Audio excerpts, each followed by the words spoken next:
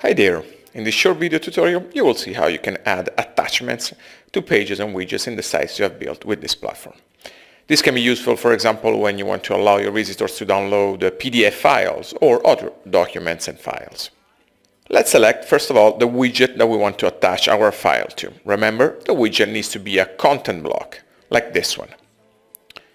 Once we open it, we need to scroll down to Attachments and open this section. Here we can attach up to 2 files for each widget. All we have to do is upload our file, taking it from our computer, and don't forget to click on the Upload button.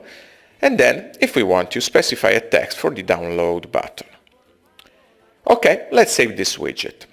And now, in the preview, if we scroll where this widget is, here, we see the button that can be clicked to download the PDF file we just attached.